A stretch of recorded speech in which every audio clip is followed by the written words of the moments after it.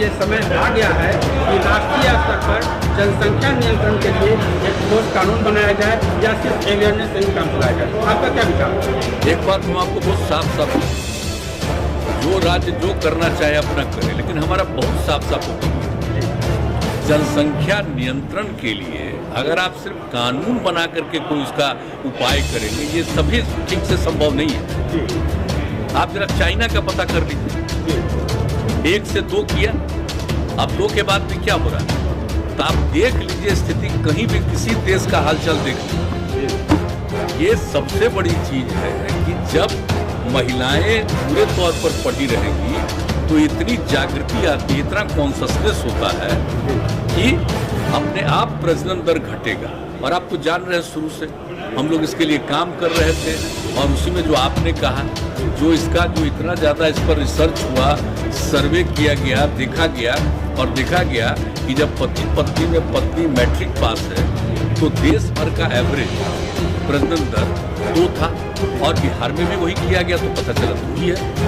लेकिन अगर +2 तक पढ़ी हुई है, इंटर पास है, तो देश का उस समय आया 1.7 और बिहार का आया 1.6।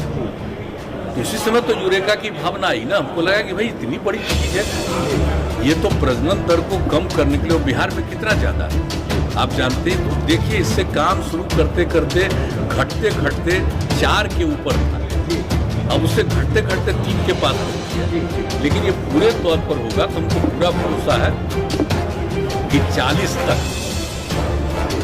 हमको जो लगता है, मेरा अपना व्यक्तिगत जो हम पूरा का पूरा करते हैं कि 2040 तक जरूर ये वृद्धि नहीं रहेगी और उसके बाद घटना शुरू हो सकता है। इस तरह से जब बात है तो हम लोग तो इसी पर काम कर रहे हैं, लेकिन बहुत लोग लगता है खाली कानून बना देंगे और उससे हो जाएगा, तो वो तो अपना सोच है अपना। हम लोगों का सोच बहुत साफ है कि कैसे हम कर सकते हैं प्रजनन, और इसमें कोई कम्युनिटी का हो, सब पर ये असर पड़ेगा। जब महिलाएं बिल्कुल पढ़ी लिखी होंगी तो आप देख लीजिए, कोई कम्युनिटी का हो तो आप पता कर लीजिए, तो इसमें होगा। और इक्का दुक्का तो होता ही न है, कभी कभी तो आप देखें कि पढ़े लिखे लोग भी बहुत पैदा किए हैं, इस तरह से कई लोग होते हैं, वो तो एक अलग बात नहीं है। तो नहीं मान करके चलिएगा कि हम तो कोई कानून के बहुत पक्ष में नहीं है, तो कुछ तो कर सकता है, लेकिन मैक्सिमम आदमी ये नहीं कोई कह सकता, दावा कर सकता कि हर परिवार में जो हम बोल रहे हैं कि प्रजनन दर, ओवरऑल प्रजनन दर घटेगा, लेकिन ये दावा हम नहीं कर सकते कि हर एक परिवार में कम ही कर लेगा, लेकिन कुल मिला करके ज्यादा से ज्यादा में कम, तो कुल मिला करके प्रजनन दर घटेगा। तो इसलिए हम लोगों का तो यही राय है। बाकी हमको तो अब अलग अलग राज्य का है, लोगों का अपना अपना सोच है, तो अपने ढंग से करें, लेकिन हमको जो लगता है कि इससे कितना इफेक्टिव हो रहा है, मैंने मैक्सिमम न बिहार का प्रजनन दर तो कितना घटा है और कितना तेजी से घट रहा है, ये साधारण बात नहीं, बहुत अच्छी बात है।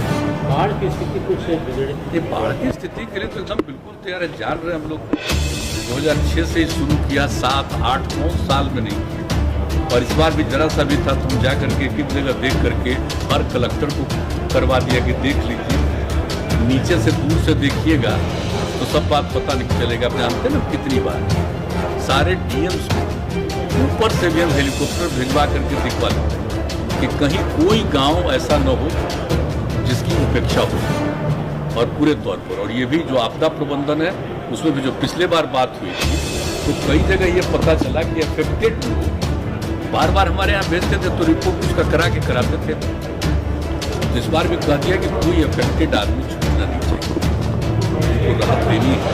तो इसलिए ये सब एकदम कॉन्शियस है, पूरे तौर पर देखा जाए, इसलिए हर तरह की सहायता दी। एक अंतिम सवाल मुख्यमंत्री जी, दिल्ली हाईकोर्ट का हाल में ये ऑब्जर्वेशन है कि देश में अब समय आ गया है कि कॉमन सिविल कोड होना चाहिए, और सुप्रीम कोर्ट लगातार 1985 से कई बार यह कह चुका है सुप्रीम कोर्ट की ओर से कि देश में कॉमन सिविल कोड का समय आ गया है। आप क्या कहेंगे? अच्छा, ये बताइए कॉमन सिविल कोड किस नंबर पर है? 44 की बात हो रही है ना जी, 47 भी देख लीजिए, जो हम लोग नशाबंदी लागू किए हैं, तो इसी तरह से और चीज पर भी ना ध्यान देना चाहिए, हर चीज पर तो ध्यान देना चाहिए। ये सब चीज तो खैर इस पर हमको कुछ नहीं कहना है, जो प्रावधान है वो जो कॉन्स्टिट्यूशन का एक हिस्सा है जिसमें कहा है कि इन सब चीज़ों पर ध्यान दो, तो सब पर तो ध्यान देना चाहिए भाई। तो वहाँ से भी होना चाहिए कि पूरे तौर पर बिल्कुल शराबबंदी पूरे देश में